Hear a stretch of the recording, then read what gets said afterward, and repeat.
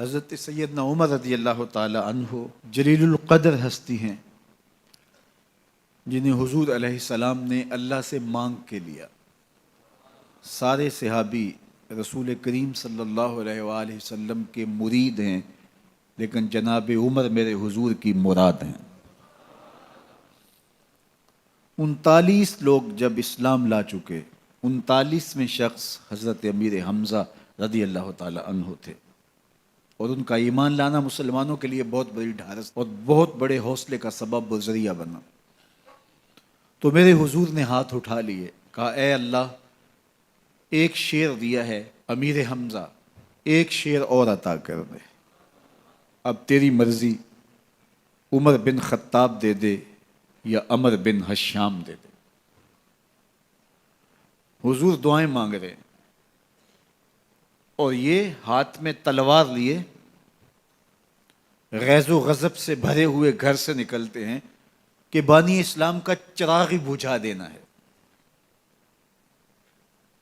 راستے میں ایک صاحب ملے اور کہا کہ عمر، تیور کوئی اچھے نہیں لگتے، خیر تو ہے، کدھر جا رہے ہو؟ کہا چراغ اسلام بجھانے جا رہا ہوں، یہ روز کا مسئلہ ختم ہونے لگا ہے میرے ہاتھوں۔ مسکرا کے بولے گھر کی خبر تو لو۔ کہا میرے گھر کو کیا ہوا؟ کہا تمہاری بہن فاطمہ بھی نوکر بن گئی ہے رسول اللہ صلی اللہ علیہ وسلم کی۔ غصے سے بھرے ہوئے اپنی بہن کے گھر کا رخ کرتے ہیں، اندر سے قرآن پڑھنے کی آواز آ رہی ہے، غصہ اور بڑھ جاتا ہے، دروازے کو زور زور سے کھٹکھٹاتے ہیں۔ اہل خانہ سمجھ گئے ماجرا کیا ہے، گرجدار آواز ہے جناب عمر کی، دروازہ کھولو۔ جلدی سے معلم کو چھپا دیا اور بہن آگے بڑھ کے دروازہ کھولا۔ کہا تم سابی ہو گئے ہو، دین چھوڑ دیا تم نے، بتوں کی وفا ترک کر دی اور بے تحاشا مارنا شروع کیا۔ بہن کا سر پھٹ جاتا ہے، خون بہنے لگتا ہے، اور یہ مارتے چلے جاتے ہیں۔ فاطمہ بنت خطاب بولی عمر تم خطاب کے بیٹے ہو، سنو میں بھی خطاب کی بیٹی ہوں، جو ظلم جو جبر کرنا ہے کرو، میں محمد عربی کا دامن نہیں چھوڑوں گی۔ سوچنے پہ مجبور ہو جاتے ہیں وہ کون سی طاقت ہے جس نے بجلیاں بھر دی اس کے اندر۔ کہا جو تم پڑھ رہے تھے مجھے بھی سنا سکتے ہو؟ کہا تمہیں غسل کرنا ہوگا۔ عمر اپنے بدن کو دھو رہے ہیں، میرا رب دل دھو رہا ہے۔ اتنے میں معلم بھی قرآن لے کر آ جاتے ہیں اور قرآن کی تلاوت ہونے لگتی ہے۔ طٰہٰ ما انزلنا علیک القرآن لتشقیٰ، 14ویں رات کے محبوب چاند، ہم نے قرآن اس لیے نازل تو نہیں کیا تھا کہ تم مشقت میں پڑ جاؤ۔ بے تاب ہو گئے، کہا عمر کی عمر برباد ہو گئی، مجھے لے چلو حضور کی چوکھٹ پہ۔ تلوار حمائل کی ہے، بہنوئی ساتھ ہیں، اور حضور کی بارگاہ میں حاضر ہو رہے ہیں۔ دروازے کے سوراخوں سے دیکھا تو صحابہ تشویش کا اظہار کرنے لگے کہ عمر آ رہا ہے، تلوار حمائل کی ہے، ارادے اچھے نہیں لگتے۔ جناب امیر حمزہ نے کہا دروازہ کھول دو، اچھی نیت سے آیا تو استقبال کریں گے، نیت اچھی نہیں ہے تو اس کی تلوار سے اس کی گردن کاٹ دیں گے۔ حضور کے سامنے جا کے بیٹھ گئے، گلے میں کپڑا ڈالا تو حضور نے پکڑ کے کہا عمر ابھی وقت نہیں آیا کہ تم اسلام لے آؤ؟ یہی وقت تھا عمر کے اسلام لانے کا۔ لبوں پہ کلمہ جاری ہو گیا، اللہ اکبر کی صدا اس زور سے گونجی کہ مکے کی گلیاں گونجنے لگیں۔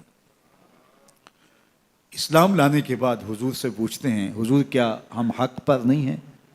فرمایا ہم حق پر ہیں۔ اللہ کا دین سچا نہیں ہے؟ کہا اللہ کا دین سچا ہے۔ آپ اللہ کے سچے نبی نہیں ہیں؟ فرمایا میں اللہ کا سچا نبی ہوں۔ تو کہا پھر ہم چھپ کے عبادت کیوں کریں؟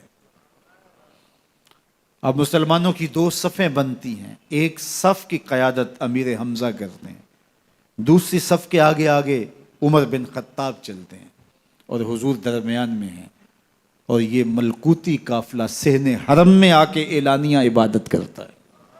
حضرت عبداللہ ابن مسعود رضی اللہ تعالیٰ عنہ فرماتے ہیں عمر کا اسلام لانا اسلام کے لیے عزت کا سبب بنا، اسلام کے وقار کی علامت بن گیا۔